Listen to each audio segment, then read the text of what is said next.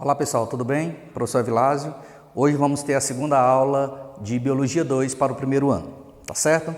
Dando seguimento à nossa primeira videoaula, a gente começou a falar sobre o desenvolvimento embrionário dos animais. Nós passamos pelo estágio de mórula e chegamos até o estágio de blástula. Hoje nós vamos dar seguimento a esse desenvolvimento embrionário e vamos ver mais outros dois estágios. Vamos ver o estágio de gástrula e vamos ver o estágio de neurula, tá certo?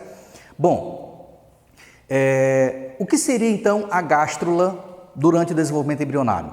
Se vocês estão lembrados, para que haja o desenvolvimento do zigoto até a formação do embrião propriamente dito, nós temos que passar por vários processos de divisões mitóticas sucessivas.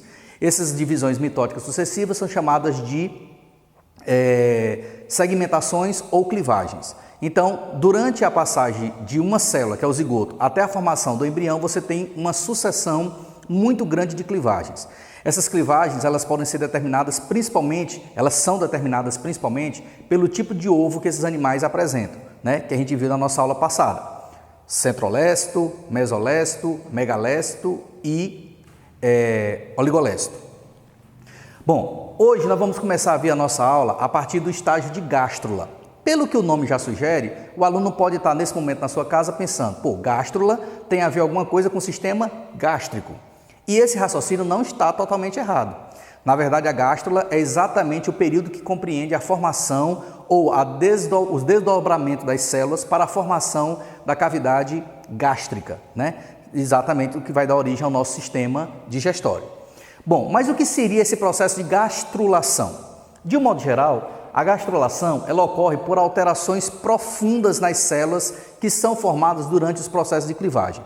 Então, quando essas células começam a sofrer alterações profundas, ou seja, elas passam a ter agora a capacidade de uma diferenciação maior, então você diz que atingiu o estado de gástrula. Durante a mórula e durante a blástula não ocorria ainda esse processo de diferenciação tão acentuado. Outra coisa, durante a formação da gástrula, nós vamos ter a formação agora do chamado plano corporal do animal. Ou seja, nós vamos começar a definir o que seria a porção anterior e o que seria a porção posterior do animal. Porque vocês vão ver aqui na nossa aula de hoje que o sistema digestório ele tem basicamente dois orifícios, que é exatamente a boca e o ânus. Então nós vamos começar a definir o plano corporal do animal, o que seria a parte superior do animal, do sistema digestório, e o que seria a sua parte inferior do sistema digestório. Outra coisa importante que acontece durante a gastrulação. Se vocês estão lembrados, lá na blástula, para que haja a formação da blástula, existe a formação de uma estrutura chamada de blastocele. Essa blastocele, ela desaparece durante a formação da gástrula. E durante esse desaparecimento da blastocele, ao mesmo tempo, vai haver a formação de uma estrutura chamada de arquêntero. Esse arquêntero, pessoal, nada mais é do que o resultado de uma invaginação das células da blástula para a parte interna do embrião, onde vai haver a formação dessa cavidade interna. Essa cavidade interna, chamada de arquêntero, ela se comunica com o meio externo através de uma estrutura chamada de blastóporo. Então, duas palavrinhas novas a partir da nossa aula de hoje, arquêntero e blastóporo. O arquêntero é a cavidade que se formou pela invaginação das células da blástula, enquanto que o blastóporo é exatamente essa estrutura que comunica o meio interno, ou seja, o arquêntero, com o meio externo. De acordo com o blastóporo, daí a sua importância, os animais eles podem ser classificados em dois grandes grupos. Existem os animais chamados de protostômios e existem os animais chamados de deuterostômios, que é o que nós temos aqui nesse esquema inferior. O que seriam animais protostômicos? Animais protostômicos são aqueles animais cujo blastóporo vai dar origem à boca. Ou seja, em vez do blastóporo formar o ânus, ele forma a boca. E o ânus vai ser formado por uma estrutura posterior a seguir. No caso dos animais deuterostômios, é o contrário. O blastóporo ele vai formar o ânus. A boca ela vai ser formada depois por uma outra estrutura celular. Então, fica aí uma informação muito importante em relação à classificação dos animais. O blastóporo, que é o canal que faz a comunicação, que é a abertura que faz a comunicação entre o arquêntero e o meio externo, ele que vai definir se o animal vai ser um protostômio ou se ele vai ser um deuterostômio. E aqui fica uma informação também importante. Na classificação dos animais, Os únicos animais que não são protostômicos e nem são deuterostômicos são as esponjas, né? Então, nesse caso aí, a gente fala que animais protostômicos seriam os animais invertebrados, aqueles que apresentam folhetos embrionários, né? Até os artrópodes. Os únicos invertebrados que são deuterostômios, e incluindo aí junto a eles os animais vertebrados, todos os vertebrados, que é os equinodermos, eles são deuterostômicos. Então fica essa informação importante. Todos os invertebrados, com exceção dos equinodérmicos e com exceção dos poríferos, eles são chamados de protostômicos. Já os equinodermos e todos os vertebrados são chamados de deuterostômicos, ok? Bom, durante a formação da gástrula, começam a aparecer agora novas diferenciações e novas, digamos assim, especializações celulares. Essas novas diferenciações e especializações celulares, elas vão resultar na formação do que nós chamamos de folhetos germinativos, também que vocês podem encontrar na literatura chamado de folhetos embrionários, que são lâminas de células formadas durante o processo de diferenciação e especialização celular ao longo do desenvolvimento embrionário. Bom, esses folhetos germinativos, como eu já falei, formados a partir da diferenciação e da especialização celular, eles podem ser basicamente de 3 tipos.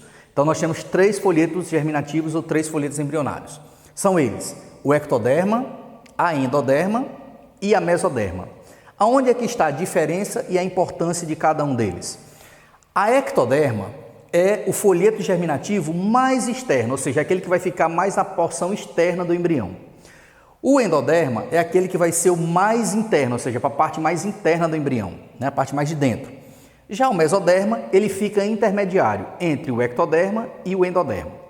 Mas, além dessa distribuição, né, de localização, o que mais cada um desses folhetos trazem de importância para o desenvolvimento embrionário? É exatamente a partir dos folhetos germinativos que irão surgir as estruturas do futuro indivíduo, né, do futuro organismo jovem.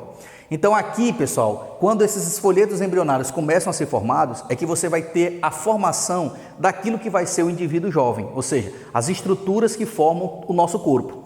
Então, por exemplo, o ectoderma, ele vai ser responsável pela porção mais externa, ou seja, ele vai ser responsável pela epiderme e todos os seus anexos. Então aqui você vai ter a formação das unhas, você vai ter a formação dos cabelos, você vai ter a formação das glândulas sebáceas, das glândulas sudoríparas, né? Então essa parte externa nossa, que nós chamamos de pele, ela é formada a partir exatamente do ectoderma. Além da formação do sistema externo, né, da nossa pele e das nossas glândulas anexas, nós também temos a formação do chamado sistema nervoso. Então o sistema nervoso, ele é formado exatamente a partir da ectoderma. A endoderma, ela é mais interna, então ela vai ser responsável pela formação de outras estruturas. Que estruturas são essas?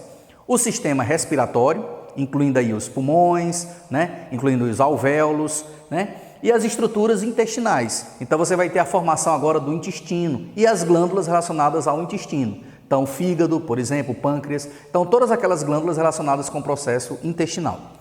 Já no caso da mesoderma, ela é intermediária, então ela vai dar formação principalmente ao sistema urogenital. Então aqui você vai ter a formação dos órgãos sexuais, você vai ter a formação das gônadas, né, ovários, do útero, a bexiga, né, da próstata. Então você vai ter aqui a formação do sistema urogenital e você também vai ter o sistema cardiovascular, e aí no sistema cardiovascular nós incluímos o coração, nós incluímos o sangue, né, e as artérias e veias que formam o sistema cardiovascular. Além disso, a mesoderma ainda vai ser responsável pela formação dos ossos e dos músculos do futuro indivíduo, tá certo? Bom, esses 3 folhetos embrionários, eles também são responsáveis por uma outra classificação que pode ser utilizada para os animais. Assim como o blastóporo dividia os animais em 2 grupos, protostômios e deuterostômios, os folhetos embrionários também podem dividir os animais em 2 grandes grupos. Nós temos os chamados animais diblásticos e nós temos os chamados animais triblásticos. Ora, pela própria nomenclatura, já dá para o aluno ter mais ou menos uma noção do que seria cada um desses 2 tipos. Diblásticos, 2 folhetos embrionários. Triblásticos, 3 folhetos embrionários. Agora aqui fica uma observação importante. Quando o animal ele é classificado como diblástico, os únicos folhetos embrionários que ele apresentam é ectoderme e endoderme. A mesoderme não aparece nos animais diblásticos. No caso dos animais triblásticos, você tem os 3 folhetos embrionários ao mesmo tempo. Então, você vai ter a ectoderme, a mesoderme e a endoderme. Professor, como é que a gente distribuiria os animais nesse caso? Bom, os animais diblásticos, os únicos animais diblásticos na escala evolutiva dos animais são os quinidários. Então, é um animal invertebrado, né? Então, os quinidários, o grupo dos quinidários são os únicos animais diblásticos. Todos os outros animais, após a evolução dos quinidários, ou seja, todos os outros invertebrados, com exceção das esponjas, e todos os vertebrados são classificados como triblásticos. Num próximo momento, à medida que a gente for estudando a evolução dos animais, a gente vai ver que esses animais triblásticos, eles podem ou não apresentar uma cavidade interna que nós chamamos de celoma. Então, mais na frente, nós vamos fazer essa classificação entre animais acelomados, pseudocelomados e celomados verdadeiros. E entre os celomados, nós temos os chamados esquizocelomados e os enterocelomados. Mas isso fica para um próximo momento. Agora nós vamos dar seguimento à nossa aula falando sobre um outro estágio do desenvolvimento embrionário, chamado de neurula. Como eu havia dito para vocês, hoje na nossa videoaula a gente vai ver 2 estágios, né? Que é o estágio de gástrula e o estágio de neurula. Então vamos passar agora para ver o 4º estágio. Já vimos mórula, blástula, gástrula e agora vamos encerrar falando do 4º estágio, que é o estágio de neurula. Bom, o que vem a ser a neurulação? A neurulação, pessoal, nada mais é do que a formação de um estágio muito importante do desenvolvimento embrionário chamado de neurula. É aqui nesse estágio, pessoal, em que vai haver a determinação da formação do chamado sistema nervoso. Então, o sistema nervoso central, para quem não lembra, é aquele que controla todas as nossas funções. Vai dar origem ao encéfalo, vai dar origem à medula espinhal, vai dar origem ao cérebro. Então, nós vamos ter os nervos. Então, nós vamos ter agora a estrutura que regue, né, todo o nosso comando neuronal, né, todo o nosso sistema, de um modo geral, durante o nosso desenvolvimento embrionário, que vai permanecer durante a fase adulta. Bom, o estágio de neurula recebe esse nome justamente porque a palavra neuro vem de neurologia, né? Então é a parte que forma o nosso sistema nervoso. Nela nós vamos destacar 2 estruturas muito importantes. Nós vamos ter a formação do chamado tubo nervoso e nós vamos ter a chamada formação da notocorda. A notocorda é uma estrutura exclusiva dos cordados, assim como o tubo nervoso. Então, nessa parte da nossa aula, eu queria dar uma ênfase para que o aluno entendesse que nós estamos dando destaque aqui ao desenvolvimento embrionário dos cordados. Então, a fase de neurula seria exatamente a parte dos cordados, né? Porque somente eles é que apresentam esse sistema nervoso bem determinado. Bom, vamos falar então das 2 estruturas separadamente. Então, nós temos a notocorda e depois nós vamos falar um pouquinho sobre o chamado tubo nervoso. O que é que o aluno precisa lembrar sobre a notocorda? A notocorda, ela é também chamada de corda dorsal ou cordão dorsal, vai depender da nomenclatura que você encontre na literatura. Então, corda dorsal, cordão dorsal ou notocorda é uma estrutura que aparece durante o desenvolvimento embrionário dos animais e que essa estrutura é de uma extrema importância, porque ela vai dar origem a algumas partes que permanecem ou não no indivíduo adulto. Uma coisa que é interessante, que eu chamei a atenção exatamente no nosso esquema, é que alguns animais, eles podem permanecer com a notocorda na fase adulta, enquanto que outros podem simplesmente transformar essa notocorda em outras estruturas ou simplesmente ela desaparece na fase adulta. Bom, uma coisa interessante é que o aluno pode pensar a seguinte coisa: professor, a notocorda e o tubo dorsal e o tubo nervoso, eles se formam em tempos diferentes ou não? Ou eles acontecem ao mesmo tempo? Essa informação é importante o aluno ter em mente. Os 2 são formados simultaneamente. Então, tanto a origem da notocorda como a origem do tubo nervoso acontecem simultaneamente. Enquanto um está sendo formado, o outro também está sendo formado. Então, daí vocês têm uma informação importante de que o nosso sistema nervoso ele é formado de forma simultânea. Não existe uma coisa antes e outra coisa depois. Ele acontece de forma simultânea. Bom, quais são as principais funções dessa notocorda? A gente pode destacar duas importantes funções. Primeiro, é que a notocorda ela vai dar suporte ao tubo nervoso, que é outra estrutura que a gente vai falar daqui a pouco. E a segunda função muito importante é que a notocorda ela orienta a diferenciação do nosso sistema nervoso. Opa, professor, como assim orienta a diferenciação do sistema nervoso? É porque vocês devem estar lembrados que nós temos 2 tipos de sistema nervoso. O chamado sistema nervoso central e o sistema nervoso periférico. Então, essa distinção entre os 2 tipos, ou seja, essa diferenciação entre os dois tipos de sistema nervoso, central e periférico, é dado justamente pela notocorda. Então, ela é quem vai orientar essa separação do que seria sistema nervoso central e o que seria sistema nervoso periférico, tá bom? Bom, a outra estrutura que se forma durante o estágio de neurulação é o chamado tubo nervoso. Ora, o tubo nervoso, ele é originado a partir da placa neural. Aí o aluno pode perguntar, professor, como assim placa neural? Bom, meninos, quando você tem a formação da estrutura chamada de gástrula, você determina, o que nós vimos no esquema anterior, você determina a separação do corpo, né? Então você já vai ter uma distinção no plano corporal. Então você vai saber o que é inferior, posterior, o que é ventral e o que é dorsal. No caso do desenvolvimento embrionário dos vertebrados, o dorso, ele se invagina, né? Essas células que formam o dorso, principalmente as células que estão diretamente em contato com a ectoderme e a mesoderme, elas se invaginam e elas acabam se desdobrando, formando um tubo cilíndrico. Essa estrutura invaginada chamada de tubo cilíndrico é o que nós chamamos de tubo nervoso. Então, tudo isso acontece na porção dorsal do embrião, ou seja, que seria, vulgarmente falando, as costas, né? Então, na porção dorsal do indivíduo.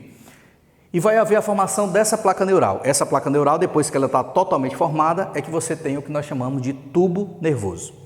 Bom, nos vertebrados, esse tubo nervoso ele pode dar origem a duas estruturas muito importantes. Uma chamada de encéfalo, né, que está diretamente acoplado ao nosso cérebro, e a outra chamada de medula espinal, que é a nossa medula que percorre a nossa coluna vertebral. Então, essas duas estruturas, elas são bastante influenciadas, a sua formação nos vertebrados, pelo chamado tubo nervoso. E para concluir, existem alguns problemas que são associados exatamente a esses problemas durante a formação desse tubo nervoso. Eu acho que vocês já devem ter ouvido falar que durante o desenvolvimento embrionário, as mães, né, que são aquelas que geram, elas devem evitar, por exemplo, o uso de alguns medicamentos, elas devem evitar o uso de drogas, o uso de bebidas alcoólicas, exatamente para evitar o que nós vamos falar aqui agora. Então, essa formação do sistema nervoso, ela é muito sensível. Então, se acontecer algum problema associado, algum problema ligado diretamente a esse estágio, então a criança ela vai fatalmente nascer com algum problema que a gente chama de má formação congênita. Então, as principais más formações congênitas associadas à formação do tubo nervoso são essas duas. A chamada espinha bífida, né, que dependendo da localização na nossa coluna vertebral, ela pode determinar muitas sequelas importantes para o indivíduo que vai nascer, e também o chamado processo de anencefalia, que pelo que o próprio nome sugere, é a criança sem cérebro, né? Então, normalmente a criança não chega nem a nascer porque não tem o desenvolvimento fetal completado.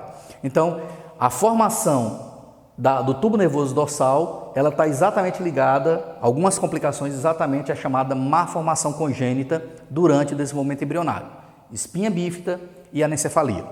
Eu queria que em casa vocês pegassem esse nosso resumo da nossa aula de hoje e dessem uma olhada no esquema que está na página 116. Vocês vão observar essa figura na página 116 e vão lá localizar exatamente a posição do tubo nervoso, notocorda, celoma, somitos, mesoderma paraxial, mesoderma intermediário, mesoderma ventral, né? E a localização do arquêntero, ectoderma e endoderma. Então, quando vocês forem assistir a nossa videoaula, terminarem de assistir a nossa videoaula hoje, eu queria que vocês dessem uma revisada nesse esquema da página 116 do caderno 1 de vocês, para que vocês possam juntar a imagem com todas as informações que nós fornecemos para vocês hoje, tá bom? E não deixem de realizar os exercícios. Até a próxima!